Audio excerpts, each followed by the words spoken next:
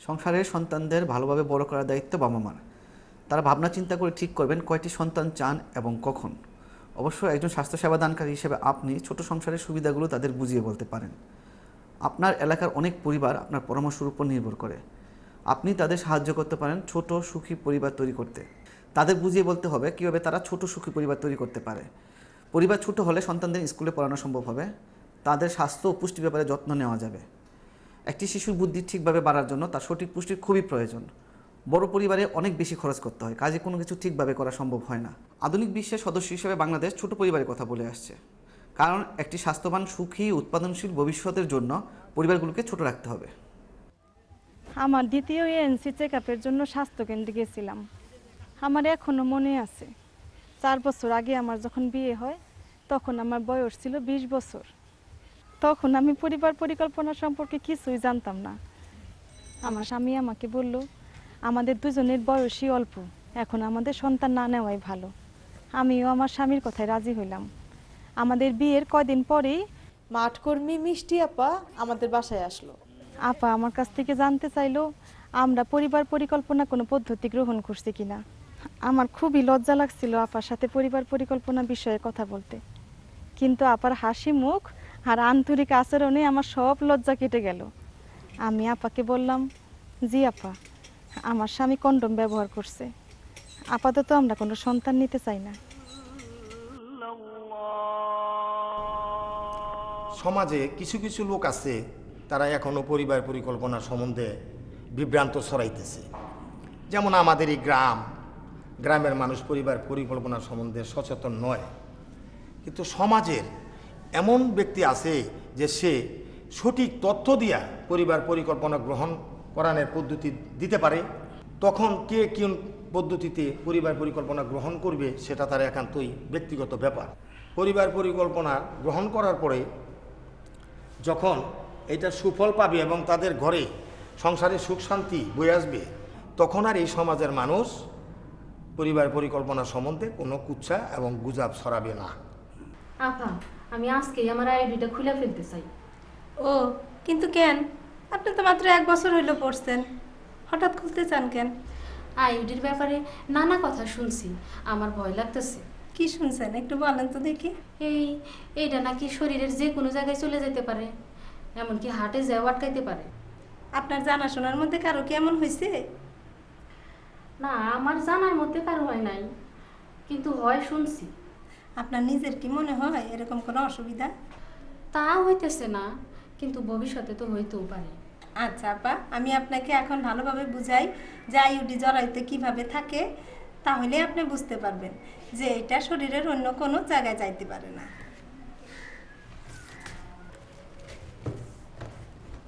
এই দেখেন, এইটা হলো একটা আইইডি, আর এইটা এই যে জরায়ুর মধ্যে এইভাবে রাখা থাকে।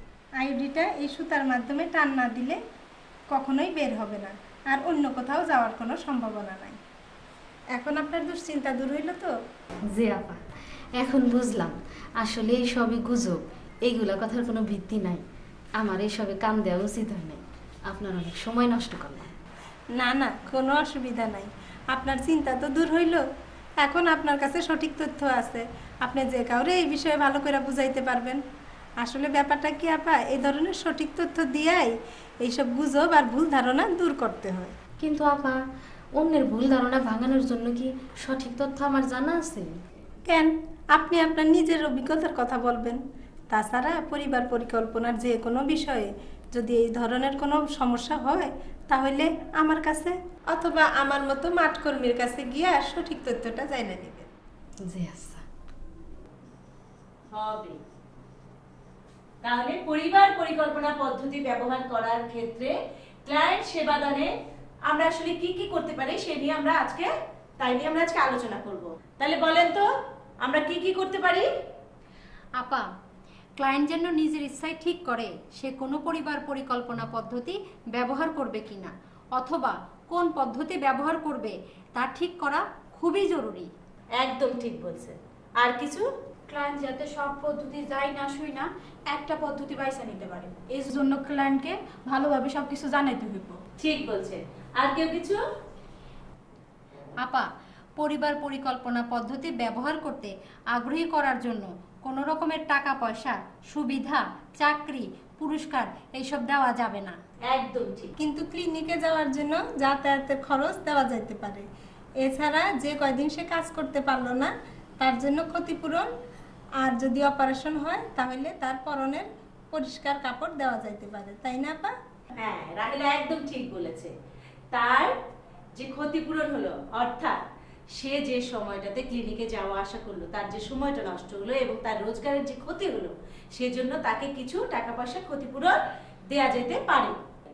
আর একটা কথা মনে রাখতে হবে, ক্লায়েন্টদেরকে খাবার এবং পরিষ্কার কাপড় চোপড় দেওয়া যেতে পারে ক্লিনিকের পক্ষ থেকে। তবে সেটা শুধুমাত্র পরিবার পরিকল্পনা পদ্ধতি গ্রহণ করছে সেই সব ক্লায়েন্টদের জন্য না, ক্লিনিকে আসা সকল ক্লায়েন্টদের জন্যই এই পরিষ্কার কাপড় এবং খাবার দেওয়া যেতে পারে। বুঝতে পারছেন? আচ্ছা আপা, মাসে অথবা সপ্তাহে ক্লায়েন্টকে নির্দিষ্ট সংখ্যক কোটা পূরণ করতে হবে এমন তো কোনো কথা নাই। না, একদম ঠিক কথা বলছেন। আসলে নির্দিষ্ট কোটা ঠিক করে দেওয়া কারোর জন্যই উচিত নয়। আর একটা জিনিস মনে রাখবেন, ক্লিনিকে যেসব ক্লায়েন্ট আসবে তাদেরকে পরিবার পরিকল্পনার সকল পদ্ধতি একেবারে ভালোভাবে বুঝাইয়া বলতে হবে, সকল তথ্য সঠিকভাবে তাদেরকে বুঝাইয়া দিতে হবে, যাতে তারা সবকিছু যায় না বুঝা নিজের মতো করে সিদ্ধান্ত নিতে পারে। নিজের মতো করে পরিবার পরিকল্পনার পদ্ধতি গ্রহণ করে, তাহলে দেখা যাবে যে এই পরিবার পরিকল্পনা পদ্ধতি ব্যবহার করা সহজে বন্ধ করবে না। আপনারা সবাই বুঝতে পারছেন তো? জি আপা, আপনার কাছে অনেক কিছু শিখতে পারলাম, আপনাকে ধন্যবাদ। আপনাদেরও ধন্যবাদ। ক্লায়েন্টকে জিজ্ঞাসা করতে হবে সে বর্তমানে কোনো পরিবার পরিকল্পনা পদ্ধতি ব্যবহার করছে কিনা এবং তাতে সে সন্তুষ্ট কিনা। যে মহিলা খুব সম্প্রতি একটি শিশুর জন্ম দিয়েছেন তিনি হয়তো কোনো একটি পরিবার পরিকল্পনা পদ্ধতি ব্যবহার করতে চাচ্ছেন, তাকে অভিনন্দন জানিয়ে জিজ্ঞাসা করুন তিনি কি জন্ম নিয়ন্ত্রণ করতে চাচ্ছেন কি না। নতুন বিয়ে হয়েছে এমন দম্পতিও পরিবার পরিকল্পনা পদ্ধতি ব্যবহার করতে চাইতে পারে।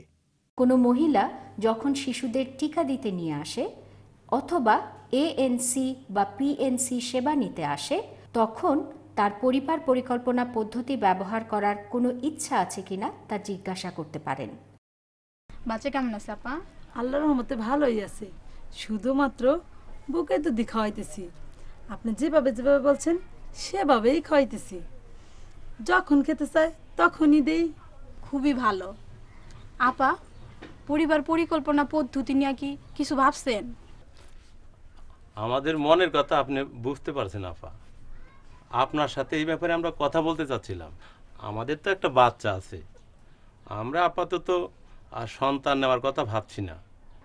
আপা, আমি একটা পদ্ধতির কথা শুনছিলাম, আইইউডি একটা পদ্ধতি আছে না, আমার ভাবি তো এটা ব্যবহার করে খুবই খুশি, প্রতিদিন ব্যবহার করার কোনো ঝামেলাই নাই।